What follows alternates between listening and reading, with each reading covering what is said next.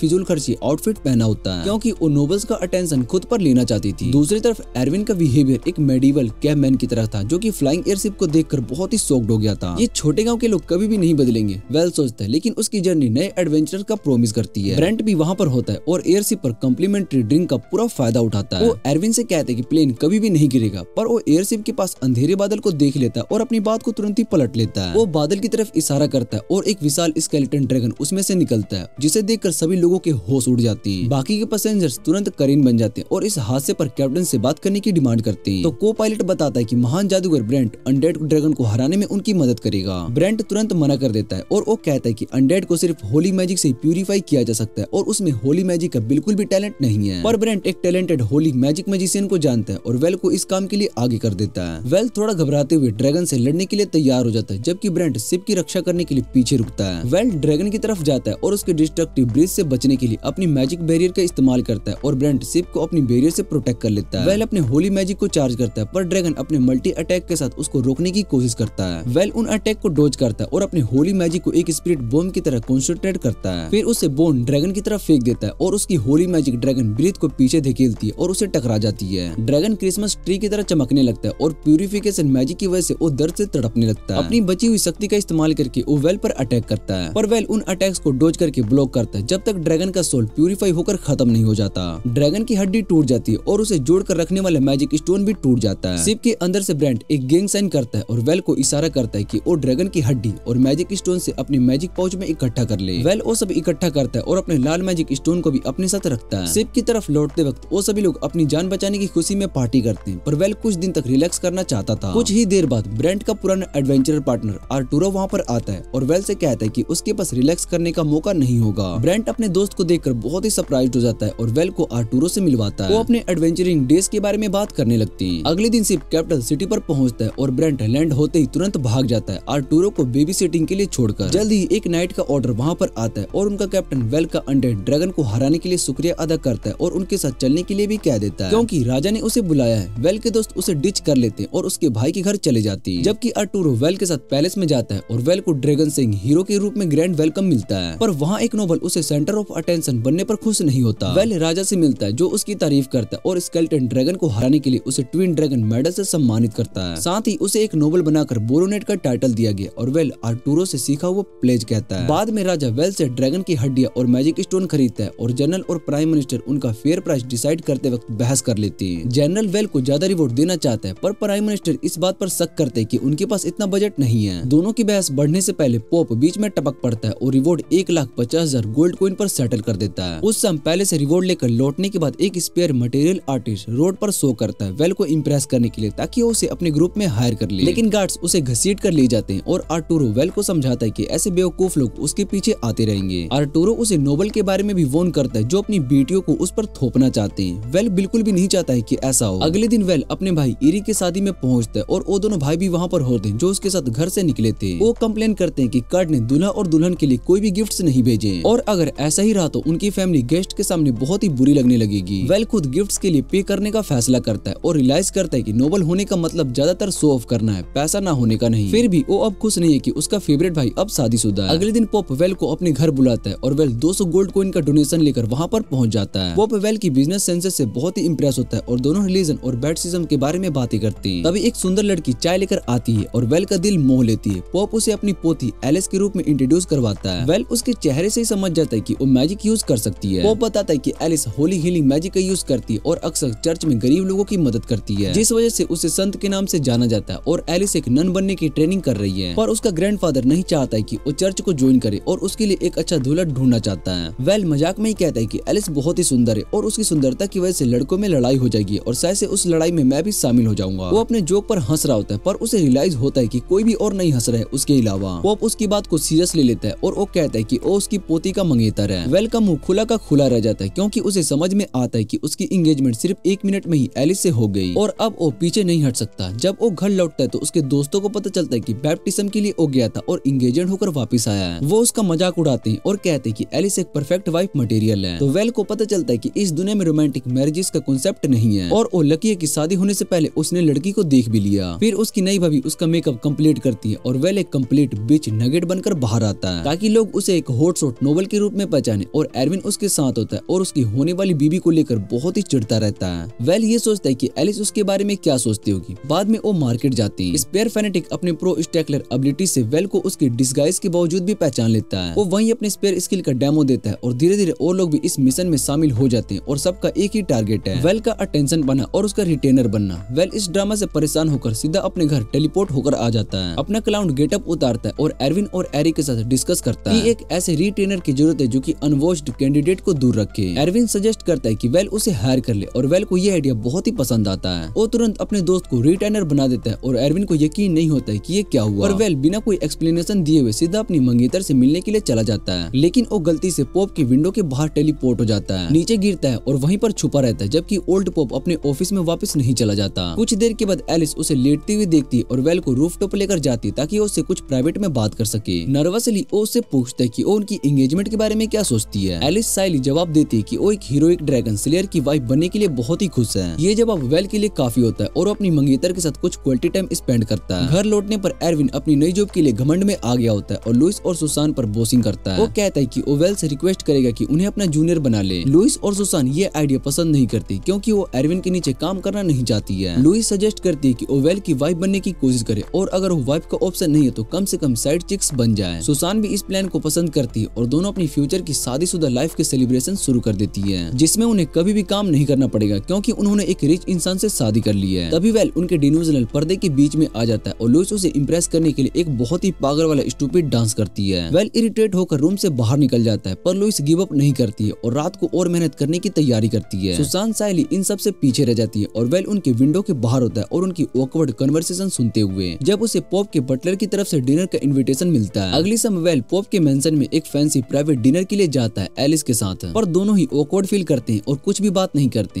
Well जल्दी से dinner खत्म करके वापस जाने का प्लान बनाता है पर बटलर सजेस्ट करता है कि वो अपनी मंगेतर को शॉपिंग पर ले जाए। एक्चुअली वो एंगेजमेंट रिंग की शॉपिंग की बात कर रहा होता है और वेल अपने आप को एक ओवर प्राइस्ड ज्वेलरी शॉप में पाता है। एलिस कहती है कि उसके लिए इतने पैसे वेस्ट करने की जरूरत नहीं है पर एक सिंपल रिंग वो वेल को पसंद आ जाती है और प्लान बनाता है कि उसे ये रिंग गिफ्ट करेगा। जब उसे पता चलता है कि ये एक मैजिक रिंग है और 300 गोल्ड कॉइन की है तो वो सोचते है कि क्या ये एप्पल ने बनाई, पर एलिस के सामने कूल दिखाने के लिए वो बिना बार्गेनिंग करे ही रिंग को खरीद लेता है।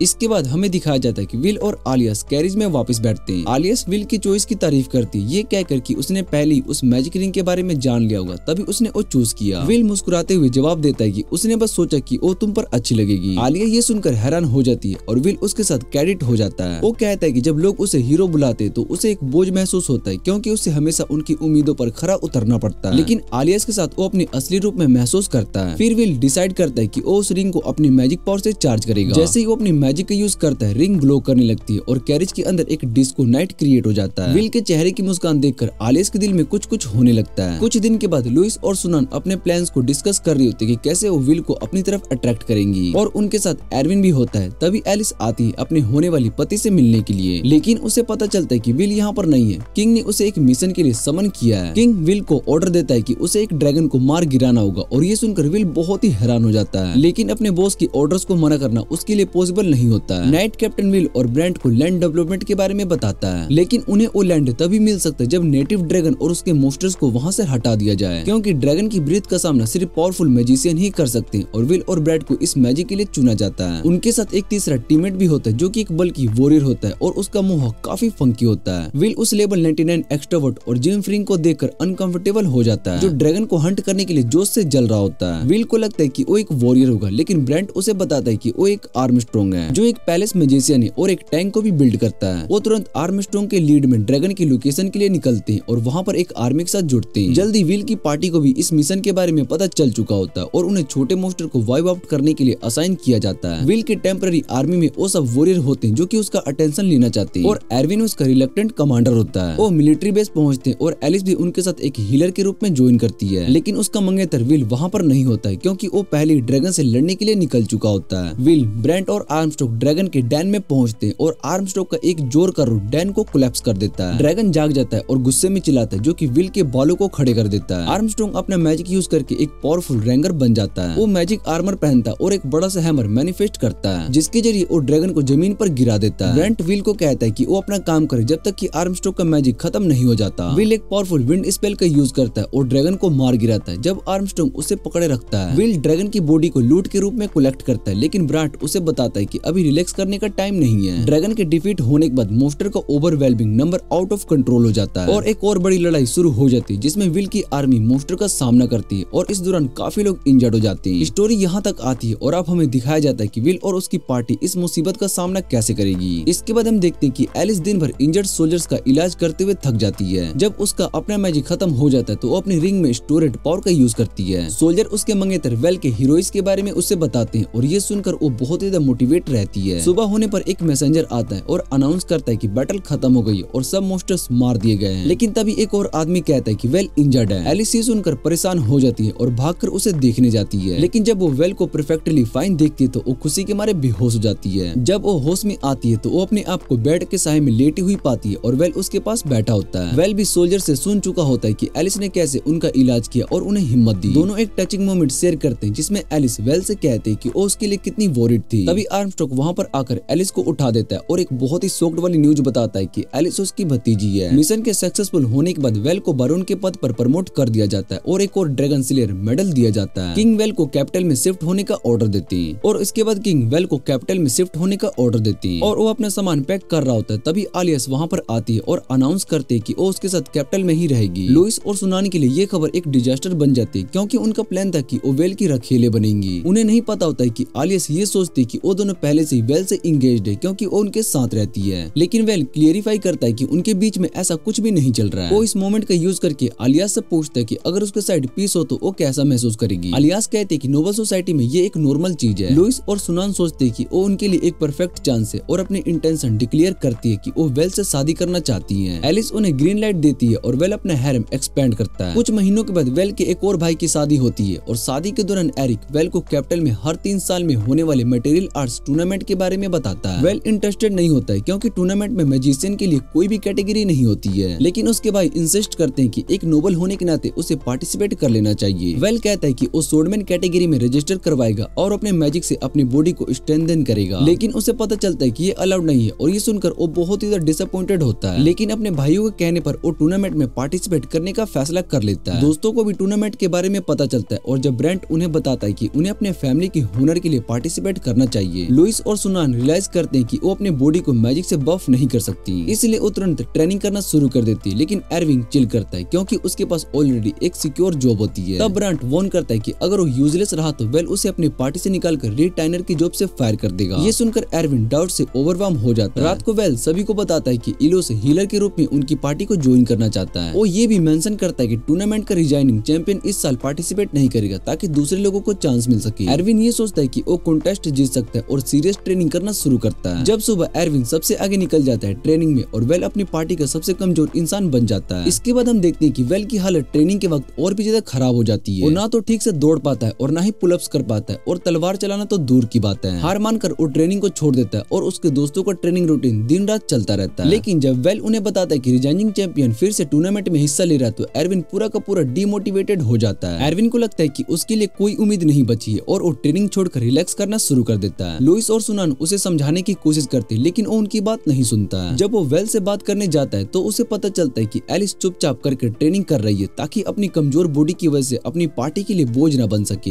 ये देखकर एरविन के अंदर एक नई एनर्जी आ जाती है और वो फिर से मेहनत करने लगता है। जल्द ही टूर्नामेंट का दिन आ भी जाता है और वेल का पहला मैच डिफेंडिंग चैंपियन जो कि मैक का कैप्टन भी है उसके साथ होता है। वेल को पता होता है कि उसके जीतने का कोई भी चांस नहीं है, इसलिए वो अपनी बस इज्जत बचाने की सोचता है। बैटल शुरू होता है और मैक कैप्टन अपनी तलवार को हिट करके 1 सेकंड में ही वेल को हरा देता है। वेल बिना ही शर्माए अपने मैजिशियन दोस्तों के पास लौट जाता है और वहाँ पर अपनी मंगेतर के साथ चाय पीता है जब तक उसके फ्रेंड्स मैचेस को खत्म नहीं कर लेते। लुइस सबसे पहले लौटती क्योंकि वो प्रीलिमिनरी सेमीफाइनल राउंड में हार जाती है। सुसान अपने मैच में फाइनल राउंड तक पहुंच जाती है। वहाँ उसके सामने एक स्पेयर फैंटिक से होता है जो हमेशा वेल की इंटेंशन पाने की कोशिश करता है। स्पेयर फैंटिक का नाम रोडरिच होता है और वो सुसान से काफी ज्यादा स्किल्ड और पावरफुल भी होता है। सुसान उससे जल्द ही हार जाती है और वापस से अपने दोस्तों के पास लौट जाती है। वो वेल को रोडरिच के बारे में बताना चाहती है लेकिन तब तक वेल सो रहा होता है क्योंकि अलियास ने उसे रात भर सोने नहीं दिया था। दूसरी तरफ एरविन फाइनल राउंड तक पहुंच जाता है लेकिन सेमीफाइनल में उसका हाथ चोटिल हो जाता है। फाइनल राउंड में उसका मुकाबला नाइट कैप्टन से होता है और ब्लैक रूम में डॉक्टर उसे कहता है कि वो मैच से विड्रॉ कर ले, लेकिन एरविन ये सोचकर लड़ने का फैसला करता है कि हारने के बाद भी वेल उसको अपनी पार्टी से नहीं निकालेगा। एरविन हार जाता है लेकिन उसके स्किल नाइट कैप्टन को इम्प्रेस करते हैं। नाइट कैप्टन फैसला करते हैं कि वो एरविन और सुसान को अपने अंडर ट्रेन करेगा। बाद में वेल और लुइस भी एक मेंटोर ढूंढते जो कि उन्हें मार्शल आर्ट सिखाए। उनका मेंटोर निकलता है आर्मस्ट्रॉन्ग जो कि वेल का पुराना दोस्त है। आर्मस्ट्रॉन्ग उन्हें प्रॉमिस करता है कि अगर उन्होंने उसका बेसिक ट्रेनिंग रेजिमेंट फॉलो किया तो वो उन्हें वन पंच मैन जैसा बना देगा। 3 साल के बाद वेल 15 साल का हो जाता है और ऑफिशियली एक अडल्ट बन जाता है। अब वो अपनी पार्टी के लिए एक एडवेंचर लाइफ शुरू करने के लिए तैयार है। 3 साल की बोरिंग लाइफ के बाद वो एक्साइटेड है कुछ फन करने के लिए। आज तक वेल सिर्फ एक लैंडलेस था जो कि राजा के हुक्म पर नजर रखता था, लेकिन अब उसे लगता है कि वो अपनी आजादी का मजा ले सकता है। इसी बीच ब्रांट उसके एडवेंचर गिल्ड का एक ऑर्डर लेकर आता है और बताता है कि उन्हें एक एशियन ड्रैगन एक्सप्लोर करने का मिशन मिला है। ब्रांट इस मिशन में उनका एडवाइजर बनने वाला है क्योंकि ये काफी खतरनाक है। वो वेल और उसकी पार्टी को उस जगह लेकर जाता है जहाँ पर उन्होंने कुछ साल पहले ड्रैगन को हराया था। वहाँ वो उन्हें एक गहरी खुदाई दिखाता है और अंदर लेकर जाता है। ब्रांट समझाता है कि एडवेंचरस गिल्ड ने पहले भी कोई ग्रुप भेजे थे इस डंजन को एक्सप्लोर करने के लिए, लेकिन कोई भी वापस नहीं आया। गिल्ड का अंदाजा है कि यहाँ पर एक ड्रैगन हो सकता है, इसलिए उन्होंने विल की पार्टी जो कि ड्रैगन बूस्टर के नाम से मशहूर है को बुलाया। इसके बाद हम देखते हैं कि ड्रैगन बूस्टर का हर एक मेंबर ड्रैगन से डरकर वेल के पीछे छुप जाता है। कुछ देर के बाद उन्हें एक दरवाजा दिखाई देता है जिसे खोलने पर एक खाली रूम मिलता है। रूम के बीच में एक मैजिक सर्कल बना होता है। ब्रांड को लगता है कि इस रूम में कुछ गड़बड़ हुई है, इसलिए वो सभी को भागने को कहता है, लेकिन तभी दरवाजा अपने आप बंद हो जाता है और मैजिक सर्कल एक्टिवेट होकर अपनी जगह पर रोक देता है। धीरे धीरे सर्कल उन्हें एक एक करके टेलीपोर्ट कर देता है। किस्मत अच्छी थी कि पूरी पार्टी एक जगह पहुंचती जो कि डंजन के सबसे नीचे का हिस्सा है। ब्रांड को पुरानी सिविलाइजेशन के ट्रैप्स के बारे में पता होता है जो घुसपैठियों को ऊपर चढ़ने पर मजबूर करते हैं और वो ये समझ जाता है कि ये वही है। लुइस सजेस्ट करते हैं कि वेल उन्हें टेलीपोर्ट करके बाहर ले जाए, लेकिन वेल उसे समझाता है कि टेलीपोर्टेशन तभी काम करता है जब उन्हें अपने डेस्टिनी और स्टार्टिंग पॉइंट का क्लियर हो। एलिस भी टेलीपोर्टेशन शॉक से रिकवर करती है और अब पूरी पार्टी सीढ़ियों के थ्रू ऊपर चढ़ने का फैसला करती है। अगले रूम में एक बड़ा सा होल आता है जहाँ पर गुलेम सोल्जर्स की पूरी आर्मी होती है। दरवाजा बंद हो जाता है और गुलेम सोल्जर धीरे धीरे एक्टिवेट होने लगते हैं। वेल फ्लैशी तरीके से उन्हें उड़ाना चाहता है, लेकिन दोस्तों के मना करने पर वो अपनी पावर को सेव करने का फैसला करता है। सब अपने ट्रेनिंग के परिणाम दिखाने का फैसला करते हैं और आसानी से गुलेम को हरा देते हैं। ब्रांट अपनी विंड मैजिक से गुलेम के अटैक को ब्लॉक करता है और वेल को भी वही करने के लिए कहता है। सुसान लीडर को गिराकर पूरी आर्मी को गुमराह करती है। लुइस अपने मैजिक शॉक वेव का यूज करके एरिया को डैमेज करती है और एरविन अपने रॉ पावर से एनिमीज को स्टीम रोल कर देता है। गुलेम को हराकर उन्हें उन एडवेंचरर्स की डेड बॉडी मिलती जो कि डंजन में पहले आए थे। लुइस की शराब सेंसेस कुछ आवाज सुनती है और वो देखती कि ऊपर के फ्लोर से कुछ गुलेम नीचे आ रहे हैं। वेल और उसकी पार्टी के पास रेस्ट करने का कोई भी वक्त नहीं होता और वो फिर से लड़ाई में बिजी हो जाते हैं। कई दिन इसी तरह से बीत जाते हैं और हर दिन वो बिना ब्रेक के नए गुलेम से लड़ते रहते हैं। डंजन के अंदर लगातार लड़ते रहना और आराम न मिलने की वजह से वो सभी थक चुके होते हैं, लेकिन फिर भी वो अपना सफर जारी रखते हैं और हर फ्लोर पर गुलेम की सेना को हराते हुए वो एक खाली होल तक पहुंच जाते हैं। सभी ये सोचते हैं कि उन्होंने डंजन को क्लियर कर लिया और इसी बात का जश्न मनाते हैं। लेकिन तभी ब्रांट होल के बीच में विशाल मैजिशियन ड्रैगन को देख लेता है। ड्रैगन जैसे ही एक्टिवेट होता है ब्रांट सभी को चेतावनी देता है। ड्रैगन अपने ब्लास्ट ब्रेन से उन पर हमला करता है, लेकिन ब्रांट अपने मैजिक बैरियर का यूज करके इसको ब्लॉक कर लेता है और वेल उसका साथ देता है। तभी होल के पीछे इंटरेस्ट से गुलेम मोस्टर अंदर आ जाते हैं और सुनान को चोट पहुंचाते हैं। बॉस बैटल शुरू होती है। एरविन और लुइस गुलेम से लड़ते हैं और आलिया सुनान को हील करती है और दोनों मैजिशियन ड्रैगन के जानलेवा अटैक को रोकने की कोशिश करते हैं। वेल समझाता है कि उनका मैजिक ज्यादा देर तक नहीं चलेगा, इसलिए वो एक प्लान बनाता है और अपनी पावर को मिलाकर ड्रैगन को तुरंत हरा देने का। ब्रांट इस बात से सहमत होता है और अपनी सारी एनर्जी वेल के अंदर चैनल कर देता है ताकि वेल एक पावरफुल मैजिक बीम बना सके और ड्रैगन के ब्लास्ट ब्रीथ को वापस ढकेल दे। ब्रांट की मैजिक खत्म हो जाती है और वो गिर जाता है, लेकिन गिरते हुए उसे अपने पुराने स्टूडेंट की छवि वेल में नजर आती है जो अब भी ड्रैगन के खिलाफ लड़ रहा होता है। कुछ देर के बाद वेल भी अपनी ताकत को खत्म महसूस करता है और जब लगता है कि हारता है तभी एलिस उसके पास आती है। शर्माते हुए वो कहते हैं कि अब वो उस पर एक स्पेशल मैजिक का यूज करेगी। अचानक वो वेल को किस कर देती जिससे कि वेल की स्टेमिना और मैजिक वापस आ जाती है, लेकिन एलिस अपनी सारी एनर्जी खत्म करके बेहोश हो जाती है और वेल उसे संभालता है, लेकिन तुरंत उसे समझाता है कि वो पावर ऑफ लव के साथ टर्बोचार्ज हो चुका है। उसका मैजिक बीम ड्रैगन के लास्ट ब्रेथ को पीछे ढकेल देता है और ड्रैगन के सिर पर अटैक करके उसे सर्किट के डिस्ट्रॉय कर देता है। ड्रैगन के गिरते ही गुलेम सोल्जर भी रुक जाते हैं और वेल अपनी विक्ट्री का जश्न मनाते हुए सबसे पहले बेहोश हो जाता है। उसके दोस्त उसे एक रेस्ट रूम में लेकर जाते हैं और वहाँ पर लड़के एक दूसरे से हंसकर कहते हैं कि एलिस को वेल को हील करने के लिए उसे किस करने की जरूरत नहीं थी। इसके बाद वो बताते हैं कि उसने बस ऐसा इसलिए किया क्योंकि वो उसे किस करना चाहती थी। तभी एरविन लुइस और सुनान को कुछ एक्साइटिंग दिखाने के लिए बुलाता है। थके होने के बावजूद वो उसके साथ चली जाती है। वेल उनकी हलचल के कारण उठ जाता है और अपनी मंगेतर एलिस को उठने में मदद करता है। फिर दोनों ब्रांट के पास जाते जो कि उनके रूम के बगल वाली लाइब्रेरी में कुछ एक्सप्लोर कर रहा था। ब्रांट को एक एशियंट सिविलाइजेशन के महान मैजिशियन के बारे में पता चलता है जिसने ये डंजन बनाया था ताकि कोई वर्ती इंसान उसकी लेगेसी को हासिल कर सके। वेल को समझ में नहीं आता कि आखिर क्या छुपाने के लिए इतना बड़ा इलाबोरेट टेस्ट बनाया गया होगा, लेकिन उसके दोस्त उसे वो दिखाने लेकर जाते जब वो एक हैंगर तक पहुंचते जहाँ पर साथ एशियंट मैजिक एयरशिप रखी होती है। ये एयरशिप मॉडर्न मैजिशियन टेक्नोलॉजी के बेस का कारण थी। ब्रांट कहता है कि ये सेंचुरी का सबसे बड़ा डिस्कवरी है और अगर इसको लो बॉल भी करे तो ये मिलियन ऑफ गोल्ड कॉइन की कीमत का होगा। एरविन एक लीवर खींचकर हैंगर का गेट खोलते हैं जो कि उन्हें बाहर ले जाता है। सभी खुशी से डंजन को पीछे छोड़कर आगे बढ़ने लगते हैं। जल्दी वेल और उसका ग्रुप किंग के सामने जाकर डंजन में मिली चीजों को प्रस्तुत करता है और किंग उन सभी चीजों को खरीद लेता है और magic guild fort teleportation circle को खरीदता है। ये मिशन खत्म होने के बाद सभी अपनी सफलता को सेलिब्रेट करते हैं और नए एडवेंचर्स की तैयारी शुरू करते हैं। अब वक्त आता है रिवॉर्ड लेने का। प्राइम मिनिस्टर हिचकिचाते हुए घोषणा करते हैं कि वेल के पार्टी को हर सदस्य को इस मिशन को सफल के रूप में पूरा करने के लिए मिलियन गोल्ड कॉइन दिए जाएंगे, लेकिन राज्य के पास फिलहाल में इतनी सारी धनराशि कैश नहीं है, इसलिए 20 इयर्स की इंस्टॉलमेंट में दी जाएगी। ये सुनकर वेल को पैनिक अटैक आ जाता है क्योंकि वो सोचता है कि इस पैसे पर इतना ज्यादा टैक्स देना पड़ रहा है। इतनी धनराशि के साथ वेल फैसला करता है कि वो कैपिटल छोड़कर वापस से एकेडमी सिटी में अपने पुराने मेंशन में बस जाएगा। वेल अपने इस प्लान के बारे में आर्मस्ट्रॉन्ग को बताता है जो उसके भविष्य के लिए शुभकामनाएं देता है। आर्मस्ट्रॉन्ग उसे ये भी बताता है कि जब वो डंजन एक्सप्लोर कर रहा था तब कैपिटल में उसकी मौत की अफवाह फैल रही थी। ये बात वेल पहली बार सुनता है और हैरान होकर पूछता है कि ऐसा क्यों किया गया होगा। आर्मस्ट्रॉन्ग कहते हैं कि वेल सक्सेस का शिकार बन गया है क्योंकि वो बहुत ही जल्दी अमीर हो गया और सब लोग उससे जलन करते हैं। वेल के दोस्तों को भी ये बात सही लगती है जो कहते हैं कि लोग उनसे इसलिए जलते हैं क्योंकि वो ड्रैगन स्लेयर्स पार्टी के मेंबर से, और अब ये जलन और भी ज्यादा बढ़ने वाली है क्योंकि उन्हें बहुत ही बड़ा रिवॉर्ड मिलने वाला है। सभी पैसों के साथ आने वाली परेशानियों से दूर रहना चाहते हैं, इसलिए सुनान एडवेंचर गिल्ड का रूल बुक निकालती है और वो कहती है कि वो अपने मिशन के रिवॉर्ड को रीडिस्ट्रीब्यूट कर सकते हैं। बिलाइज और एरविन उसकी बात से सहमत होते हैं और पूरा हिस्सा वेल को देने का प्लान बनाते हैं, बस एक शर्त के साथ कि वेल को उन्हें सैलरी और गिफ्ट्स के रूप में रीपे करना होगा। सुसान एलिस से पूछती कि वो अपने रिवॉर्ड का क्या करेगी, तो एलिस कहती कि जो कुछ भी उसका है वो उसके पति का होने वाला है। बस इसी तरह वेल के पास 10 मिलियन गोल्ड कॉइन का धनराशि जमा हो जाता है। वेल के सुरक्षित होने की खबर लूकर तक पहुंचती, वही नोबल जिसने उसकी मौत की अफवाह फैलाई थी। लूकर सोचता है कि चाहे ये लड़का डंजन से लौट आया हो, लेकिन अब उसके दुश्मन इकट्ठे हो गए और उसे डायरेक्ट तरीके से नुकसान पहुंचा सकते हैं। कुछ दिनों के बाद वेल अपने दोस्तों के साथ चाय का मजा ले रहा होता है और तभी उसकी खिड़की के बाहर कोई नजर आता है। उसे लगता है कि ये कोई चोर या असासियन हो सकते हैं जो उसके पीछे पड़ा है। इसलिए वो फैसला करता है कि जब वो एकेडमी सिटी में अपने मेंशन में शिफ्ट करेगा तब एक गार्ड को हायर करेगा जो उसकी सुरक्षा करे। उसके दोस्तों को भी ये आइडिया बहुत ही अच्छा लगता है और वो कहते हैं कि गार्ड को स्ट्रॉन्ग, लॉयल और मैनेजमेंट में भी अच्छा होना चाहिए। सभी के दिमाग में बस एक ही नाम आता है, स्पेयर फेनेटिक का। सुनान कहती है कि वेल को रोड्रिक को हायर करना चाहिए। पहले तो वेल शॉक हो जाता है, लेकिन फिर वो सोचता है कि देख के कि ये क्या अब उसके साथ काम करने के लिए तैयार है। वो भी इतने साल फ्रेंड जोन में रहने के बाद। वेल रोड्रिक को अपने घर बुलाता है और उससे पूछता है क्या उनके रिटाइनर के रूप में वो काम करना चाहेगा। ये सुनकर रोड्रिक रोने लगता है क्योंकि उसे कभी भी उम्मीद नहीं था कि ये दिन भी आएगा। तभी वो स्टेकलर जो कि घर के आसपास छुपकर देख रही होती है, केक को देखते ही ड्रोल करने लगती है और सबका ध्यान अपनी तरफ खींच लेती है। लुइस और रोड्रिक उसे पकड़ने की कोशिश करते हैं, जबकि एरविन वेल का मुंह नीचे करके उसे किसी खतरे से बचाता है। लुइस और रोड्रिक उसे पकड़ने की कोशिश करते हैं, जबकि एरविन वेल का मुंह नीचे करके उसे किसी भी खतरे से बचाता है। लेकिन लड़की इतनी तेज होती है कि वो सभी को चकमा देकर भाग जाती है।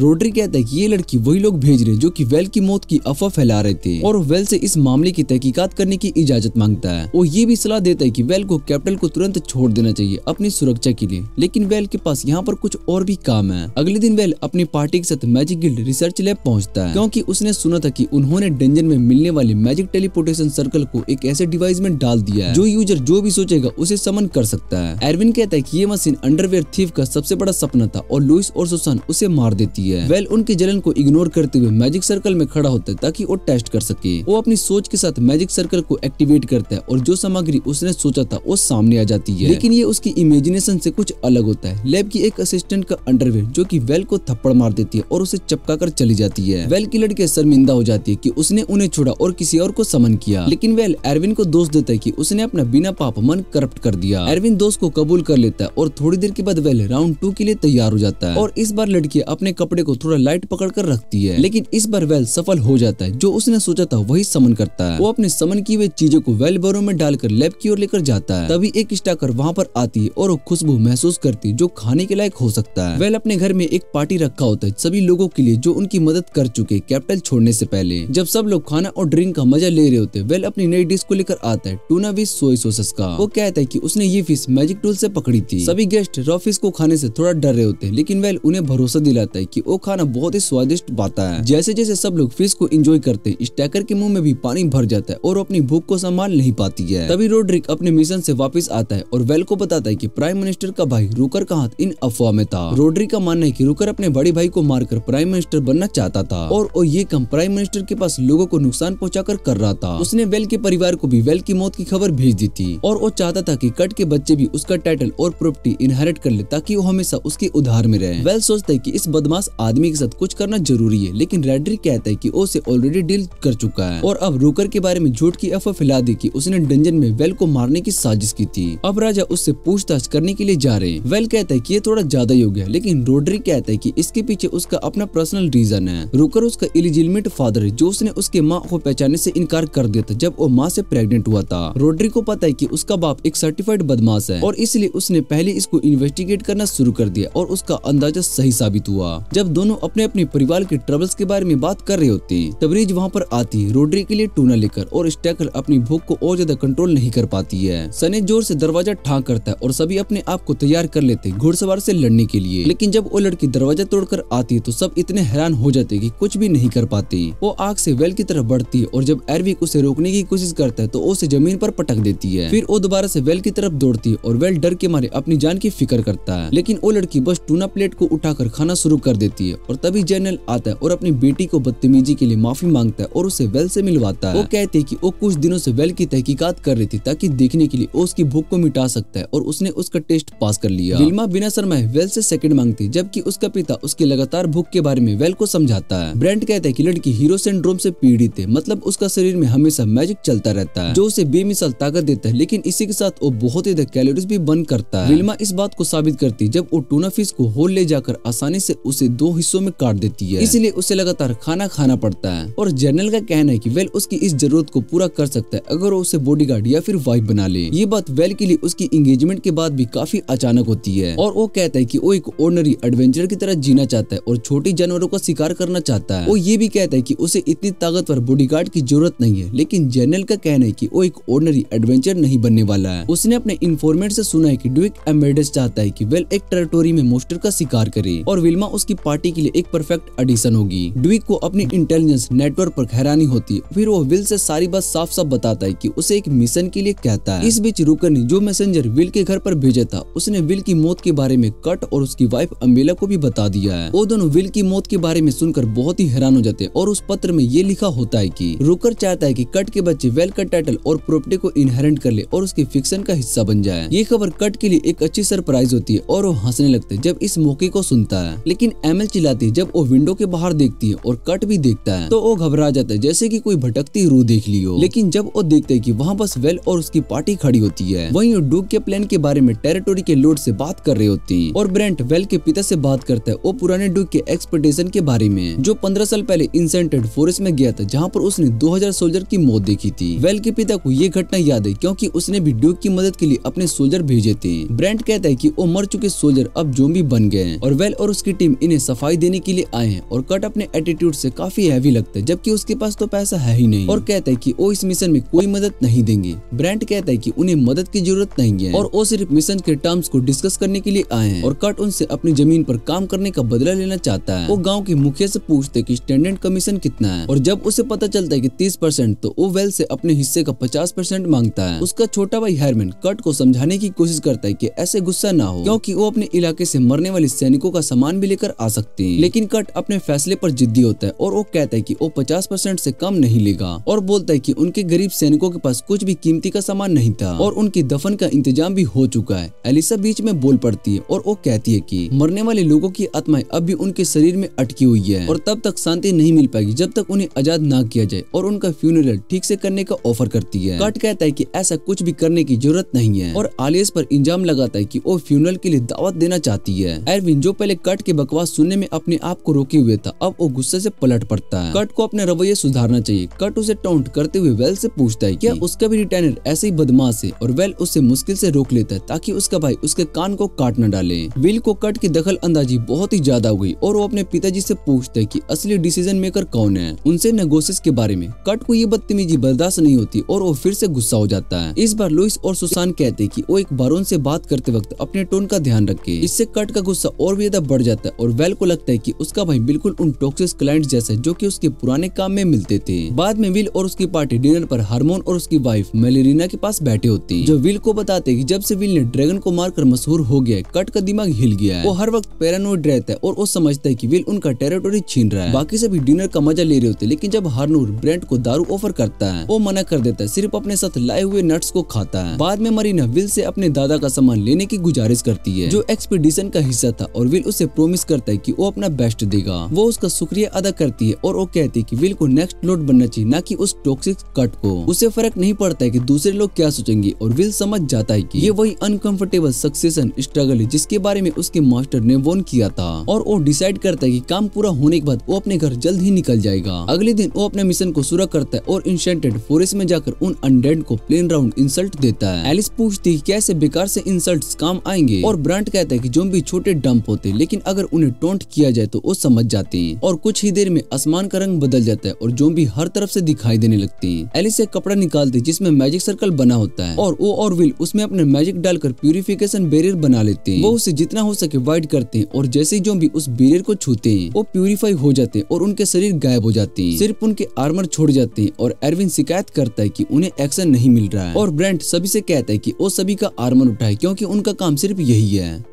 जल्दी अनडेड का आर्मी लीडर जो कि पुराना ड्यूक था खुद वहां पर आता है और उसे भी आसानी से प्यूरिफाई कर दिया जाता है। वेल पूछते कि क्या अब सब कुछ खत्म हो गया लेकिन विल्मा उसे याद दिलाती कि मारिन उसके दादा है, वो अभी बाकी है और वो भी उसके लिए रुक जाते हैं। अचानक एक ज़ॉम्बी वाइब्रिन उन्हें आसमान से हमला कर देता है और लुइस जो कि पूरी तरीके से क्यूलेस थी उसे बचाता है जबकि विल्मा मोस्टर के सामने खड़ी होती है। वो अपने बड़े एक्स से उस पर हमला करती है और उसका सिर काट देती है और जैसे ही मोस्टर का सिर कट जाता है वो प्यूरिफाई हो जाता है। वाइब्रिन के बाद अनडेड जन्म लेने वाले मोस्टर भी उन पर अटैक करते हैं और उनमें से कुछ बड़े मोस्टर प्यूरिफिकेशन मैजिक का विरोध करते हैं और बैरियर के अंदर घुस जाते हैं जिसे वेल और उसकी पार्टी को कुछ भी नहीं मिलता और वो मोस्टर को हराकर प्यूरिफाई करते हैं और कुछ समय के बाद सारे ज़ॉम्बीज को हैंडल कर लिया जाता है। सभी थके हुए होते हैं। विल और आलियस जब बैरियर को हटा देते हैं लेकिन फिर आखिरी ह्यूमन ज़ॉम्बी वहाँ पर आता है और उसके आर्मर से विल समझ जाता है कि वो मार्लिना के दादाजी है। वो और एलिस उसे संभालने के लिए जाते हैं लेकिन ज़ॉम्बी खुद बोल पड़ता है और अपनी पोती के बारे में पूछता है। सभी शौक हो जाते हैं और ब्रेंट उन्हें बताता है कि ये ज़ॉम्बी अब एक लीच बन चुका है। लेकिन जब विल उस पुराने आदमी से कहता है कि उसकी पोती अपने पति के साथ बहुत ही खुशी से जी रही है तो वो संतुष्ट हो जाता है और अपनी तलवार को गिरा देता है और रेजिस्टेंस नहीं करता जब एलिस उसे प्यूरिफाई कर लेती है और वो बिना अपने आर्मर के गायब हो जाता है। विल सैनिकों के सामान को वापस गाँव लेकर जाता है जहाँ पर लोग अपने मरे हुए रिश्तेदारों के कीपसेक्स को देखकर बहुत ही इमोशनल हो जाते हैं। वो विल का शुक्रिया अदा करते लेकिन फिर कट वहाँ पर आता है और घोषणा करता है कि सभी आर्मर को उसके पास वापस करना होगा जब सब अपने आंसू पोंछ लेंगे। वो चाहता है कि सब कुछ पिघलाकर उस मेटल का उपयोग विकास के लिए टूल्स बनाने में किया जाए और लोग उससे विनती करते हैं कि वो आर्मर को उनके मरने वाले रिश्तेदारों के लिए दफना दे। कट रुड़ने से इनकार कर देता है और विल अपने भाई के सामने खड़ा हो जाता है और कहता है कि वो बहुत ही दूर जा रहा है। कट जवाब देता है कि वो जमीन के विकास को कुछ मरे हुए आम लोगों से ज्यादा महत्व देता है और उसके लिए उसे आयरन की जरूरत है। विल कहता है कि अगर उसे सिर्फ आयरन चाहिए तो वो अपने पाउच में रखा हुआ आयरन क्यूब को निकाल सकता है और गाँव वालों को शांति से छोड़ दे। कट हैरान हो जाता है और जमीन पर गिर जाता है लेकिन उसके चमचे पूछते कि अब क्या करे तो वो कहता है कि विल को गाँव वालों को छोड़ने का इंतजार करे। विल अगले दिन कैपिटल वापस जाता है और सैनिकों के आर्मर को एमेड्यूस को दे देता है जो कहता है कि वो मरने वाले सैनिकों के परिवार को उनके बिलोंग्स वापस करेगा लेकिन थोड़ा समय लगेगा अब तक। और साथ ही वो विल को अपने गांव में स्टैंड बाय रहने के लिए कह देता है। विल चाहता है कि वो एक भी लम्हा वहां पर ना गुजारे लेकिन उसे ऑर्डर फॉलो करने पड़ते हैं और ब्रांट भी उससे कहता है कि अपने बचपन के घर में वापस एंजॉय करे। विल वापस से अपने घर पर टेलीपोर्ट हो जाता है और जब गाँव का मुखिया फिर से उसे देखकर हैरान हो जाता है फिर वो अपनी पार्टी को बुलाता है और कल के मास फ्यूनरल में शामिल होने के लिए इन्वाइट करता है। फ्यूनरल में आलिया मरे हुए सैनिकों से प्रार्थना करती कि उनकी वो एक प्रसिद्ध प्रीस्ट है। गाँव वाले उसके लिए आभार व्यक्त करते लेकिन वो गुस्सा होती है कि कट ने उसे अपना इज्जत देने के लिए नहीं आया। बाद में गाँव वाले एक पार्टी रखते हैं जहाँ पर लोग मजा करते हैं और ब्रांट अभी भी शराब पीता है और अपने नट्स खा रहा होता है। जल्दी कट की पत्नी एमिल और उसके बच्चे फ्यूनरल स्थान पर आकर प्रार्थना करते हैं और विल अपनी भाभी को ग्रेट करता है। उसके भतीजे खुशी से उससे मिलते हैं क्योंकि उन्होंने अपने ड्रैगन स्लेयर अंकल के बारे में कहानियां सुनी थी और उन्हें जानना है कि उसने ये सब कैसे किया। विल के दोस्त डिसाइड करते हैं कि वो बच्चों को एंटरटेन करने के लिए एक स्किट बनाएंगे जिसमें एरविन बोन ड्रैगन का रोल अदा करेगा, लुइस ब्रांट की एक्टिंग करती है और सुसान विल का लीड रोल बनती है। खिलखिलाहट भरी प्ले के बाद विल अपने भतीजे को मिठाइयां खिलाता है और फिर उन्हें रात को शुभ रात्रि कहकर चला जाता है। उसके बाद गाँव का मुखिया उसे अकेला बात करने के लिए बुलाता है और विल के अगले लॉर्ड बनने की गुजारिश करता है क्योंकि ज्यादातर लोग ऐसा ही चाहते हैं। विल थोड़ा हैरान हो जाता है और वो कहते हैं कि वो ये नहीं कर सकता क्योंकि ये कट का जन्म अधिकार है, लेकिन मुखिया उससे जन्म अधिकार या करंट लॉर्ड की परवाह नहीं करता और जोर देता है कि उनका इलाका उनके शासन में कभी तरक्की नहीं कर पाएगा। वेल कहता है कि उसे लॉर्ड बनने की कोई इच्छा नहीं है, वो एक एडवेंचरर बनकर जीना चाहता है, लेकिन मुखिया जानता है कि उसका रिटायर्ड रोडरिच इस काम में माहिर है जो सब कुछ संभाल सकता है और विल को अपनी मर्जी से जीने का मौका देगा। वो विल को पूरी मदद देने का वादा करता है और वो कहता है कि रॉयल पैलेस भी यही चाहता है कि वो इस जमीन का नया लॉर्ड बने। जैसे ही मुखिया अपनी बात को खत्म करता है ब्रेंट वहाँ पर आ जाता है और उसके तेज दिमाग की तारीफ करता है जो बिना कुछ बताए सब कुछ समझ गया। वो कंफर्म करता है कि सच में राजा चाहता है कि विल इस इलाके का नया लॉर्ड बने। ब्रांट विल को अकेला बात करने के लिए लेकर जाता है और वो कहता है कि पिछले राजाओं की चाहत थी कि इस कसेक्त्रा को विकसित किया जाए, लेकिन यहाँ के लॉर्ड आमतौर पर नकारा थे।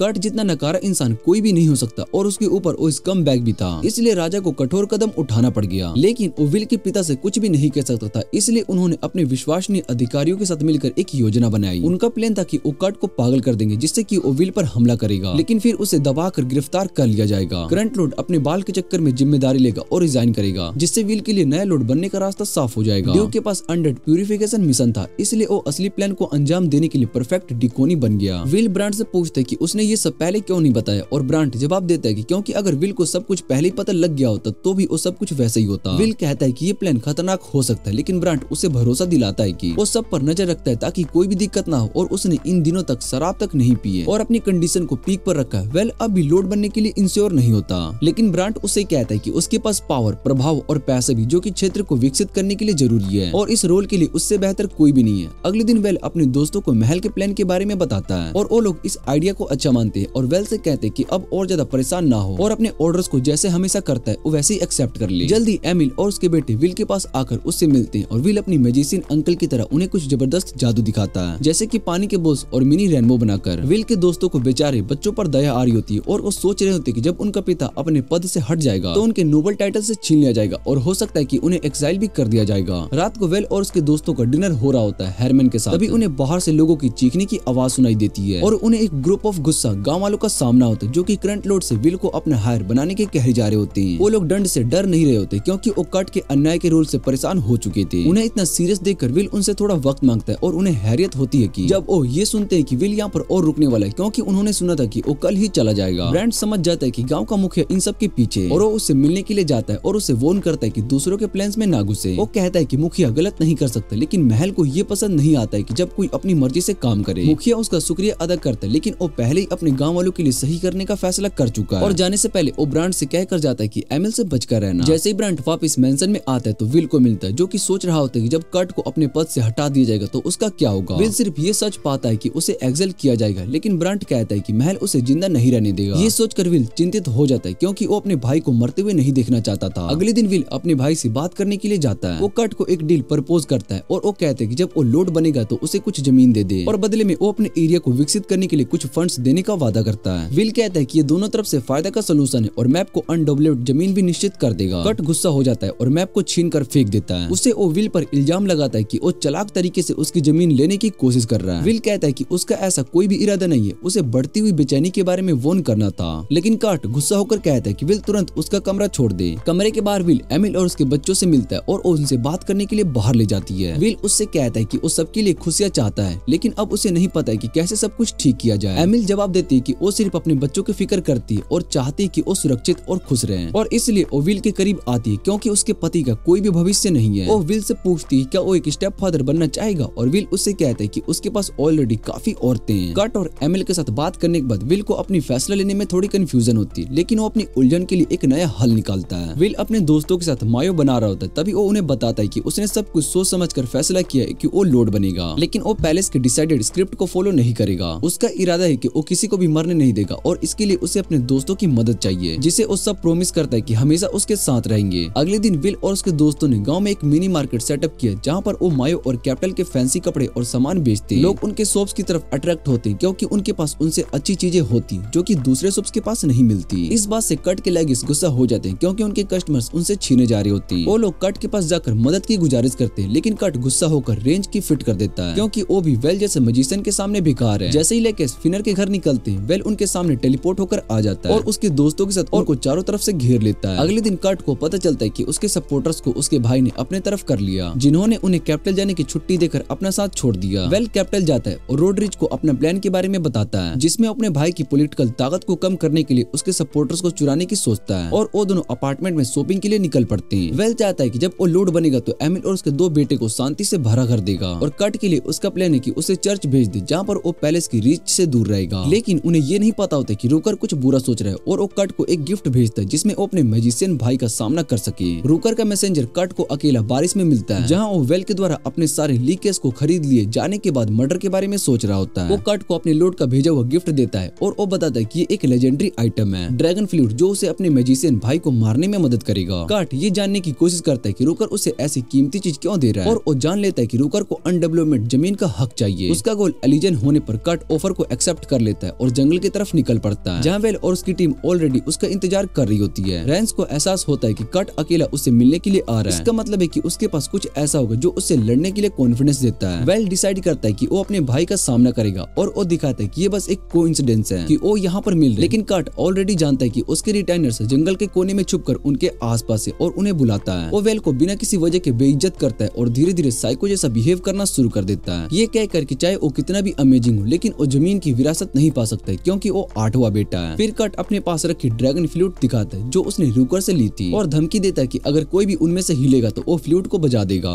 ब्रेड ड्रैगन फ्लूट को पहचान जाता है, जो कि एक लेजेंडरी आइटम है जो ड्रैगन की आर्मी को बुला सकता है, और वो पूरी तरीके से श्योर है कि उनका ग्रुप इतने सारे ड्रैगन का सामना नहीं कर सकता। वेल के दोस्तों को कर्ट की बेवकूफी दिखाई देती है और वो उससे कहते हैं कि अगर ड्रैगन्स आएंगे तो वो खुद भी मारे जाएंगे, लेकिन कर्ट हंसकर कह देता है कि ड्रैगन फ्लूट की यूजर को कोई भी नुकसान नहीं पहुंचाएंगे। ये समझकर वेल को पता चलता है कि कर्ट ने कुछ ऐसा पा लिया जो उसके अपने मैजिशियन भाई को मारने में कॉन्फिडेंस देगा। वेल अपने भाई को अपने परिवार के बारे में सोचने के लिए कहता है, लेकिन कर्ट उन्हें धोखा देने वाले कहकर उन्हें गालियां देता है। उसे अपनी वाइफ और बच्चों की भी कोई परवाह नहीं होती है, और वो कहते हैं कि जब वो वेल को मार देगा और उसके सारे पैसे ले लेगा तो उसे कभी भी गोल्ड ट्रिगर्स की कमी नहीं होगी। वेल को समझ में आता है कि उसका भाई सुधरने वाला नहीं है और वो उसे मारने के लिए सोचता है, लेकिन कर्ट धमकी देता है कि अगर वो हिलने की कोशिश भी करेगा तो वो फ्लूट बजा देगा। कर्ट थोड़ा रुकता है और फिर हंसकर कहता है कि एक जीनियस मजिशियन के डर को देखकर दुनिया का सबसे बेहतरीन मजा है। वो वेल को ये कहकर बताता है कि अगर वो सक्सेसर बनना चाहेगा तो सबकी मौत उसकी वजह से होगी, और फिर भी वो फ्लूट को अपने हाथों के पास लेकर आता है। रैंट जो कि सरप्राइज अटैक करने के लिए तैयार होता है, कर्ट पर हमला करता है, लेकिन फ्लूट उसे रोक लेता है और कर्ट अपने जीत में विश्वास के साथ मुस्कुराता है। कर्ट फ्लूट को बजाता है और आसमान का रंग काला पड़ जाता है, जहाँ पर भटकती रूहें जमीन से निकलकर उसके आसपास घूमती है, लेकिन ड्रैगन्स का कोई भी निशाना नहीं होता। वेल अपने भाई की मदद करना चाहता है, लेकिन विल्मा उसे रोक देती है क्योंकि उसे कर्ट के आसपास कुछ अजीब सा महसूस होता है। एलिस को भी समझ में आता है कि ये भटकती रूह काफी खतरनाक है, और तब ब्रांड को समझ में आता है कि कट ने ड्रैगन फ्लूट को नहीं बल्कि फ्लूट ऑफ मैनेस को बजाया है। वो सोचता है कि एक बेकार इंसान जैसे कट को ये लेजेंडरी आइटम कैसे मिला, और पता चलता है कि उसे जिसने ये फ्लूट दिया था उसको धोखा दे रहा था। फ्लूट ऑफ मैनेस आसपास से रूह भटकती हुई खींचता है और उसके यूजर को एक पावरफुल अनडेड बना देता है, जिससे वो अपने दुश्मन पर सुसाइड अटैक कर सके। ये सुनकर वेल को चिंता होती है कि अब उसका भाई मरने वाला है, लेकिन कट तो पहले ही रूह के हवाले हो चुका है। उसका मालिक और रूहों का गुस्सा मिल जाता है और वो वेल से बदल लेना चाहता है क्योंकि उसे सब कुछ छीन लिया गया। उसकी आंखें लाल हो जाती है जैसे रूहें उसे गरीब कर देती है और एक भयंकर मोस्टर में बदल देती है। वेल उस बड़ी मोस्टर को देखकर डर जाता है, लेकिन ब्रेंट उससे कहता है उसे अपनी होली मैजिक का इस्तेमाल करके मोस्टर को जल्दी से मारना चाहिए। लेकिन वेल बहुत ही ज्यादा डर गया होता है और वो हिल भी नहीं पाता है, तो एलिस उसे बचाने के लिए मोस्टर को पंच से रोक देती है। वो सोचती है कि मोस्टर को शुद्ध किया जाए, लेकिन उसकी मैजिक उस मोस्टर को मारने के लिए काफी नहीं है। जब वेल देखता है कि वो स्ट्रगल कर रही है तो वो अपने आप को समेट लेता है और उसकी मदद करता है। वो फैसला करता है कि अब उसके भाई को बचाना मुश्किल है और उसे बस वो फैसला करता है कि अब उसके भाई को बचाना मुश्किल है और अब बस उसे शांति से जाना चाहिए। वो अपने होली मैजिक का इस्तेमाल करता है और अपने पावर को बढ़ाता है, जिससे कि वो बड़े अनडेड मोस्टर को शुद्ध कर सकता है। एक चमकदार रोशनी मोस्टर को ना कर देती है और उसका सेंटर कैप्सूल जिसमें कट था दूर उड़ जाती है और फट जाता है। फ्लूट ऑफ मैनेस गिर जाता है, लेकिन कट के द्वारा बुलाई गई वो सारी रूह वाली आत्माएं कैपिटल की तरफ उड़ जाती है। जहाँ वो धोखेबाज ने वो फ्लूट दिया था उससे बदल लेना चाहती है। वहाँ वो रुकर पार्टी दे रहा होता है, सोचता है कि कट ने वेल को मार दिया होगा और अब वो अपने अनडेवलपमेंट जमीन का पूरा हक अपने नाम कर लेगा। उसके साथ ही उसके ग्रेट प्लान की तारीफ करते हैं और रुकर कहते हैं कि वो भी कट पर पूरी तरीके से भरोसा नहीं कर सकता क्योंकि वो बस एक गांव का इडियट है। तभी कट की बुराई की रूह की आत्मा सामने आ जाती है और वो सभी तोड़फोड़ घुस जाती है और रुकर से अपना बदला लेती है। अगले दिन वेल कैपिटल में रूडिच से मिलता है और उन्हें क्राइम सीन्स का बाहर मिलता है। रूडिच बताता है कि कल रात एक खौफनाक मेजर्स हुआ था जिसमें कट की रूह ने रुकर और उसके पार्टी के सभी गेस्ट को मार डाला। कुल मिला के 12 नोबल्स और उनके पूरी परिवार को मार दिए गए थे। कट के प्रीस्ट ने ऑलरेडी कट की मैलिस को शुद्ध कर दिया, लेकिन ये खबर हर जगह पर पहुंच गई है। रोड्रिच वेल से कहता है कि अब सभी को ये पता चल गया होगा कि कट ने क्या किया और अब एमिल का कैपिटल में रहना खतरनाक हो सकता है। लोग उन्हें उस क्रिमिनल के परिवार वालों के रूप में देखेंगे और वेल जो शांति से जीना चाहता है वो यहाँ पर मुमकिन नहीं होगा। वेल को समझ में आता है कि उन्हें एमिल और उसके बच्चों को कहीं और एडजस्ट करना होगा और वो अपनी साली के लिए कुछ और न कर पाने के लिए बहुत ही बुरा महसूस करता है। बाद में वेल आर्मस्ट्रॉन्ग और ब्रांड से मिलता है और उन्हें बताता है कि हरमैन ने डिसाइड किया है कि एमिल और उसके बच्चों को अपने परिवार के साथ रखेगा। वेल कहता है कि ये बस उस सिचुएशन की वजह से हुआ है जहाँ पर नोबल्स अपने स्वार्थ के लिए दूसरे लोगों को चीज पीस समझकर उनके साथ खेल करते और रुकर को गाली देता है और साथ ही उन नोबल्स को भी जो कि किंग के साइड पर थे। कहता है कि वो सभी बहुत ही बेकार और घटिया किस्म के लोग थे, लेकिन ब्रांड उससे कहता है कि वो अपने चेहरे में ये सब देख कर कहे क्योंकि वो खुद भी एक नोबल है। ये बातें वेल को चोट पहुंचाती है और वो कई दिन तक अपने गिल्ट में डूबा रहता है, लेकिन एलिस को ये लगता है कि कुछ तो है जो उसे परेशान कर रहा है। वेल अपने दिल की बात उससे कहता है और एलिस उसे सतावना देकर कहती है कि इसमें उसका कोई भी दोष नहीं है। उसके शब्दों से वेल का मन हल्का होता है और वो फैसला करता है कि वो दूसरे नोबल जैसा नहीं बनेगा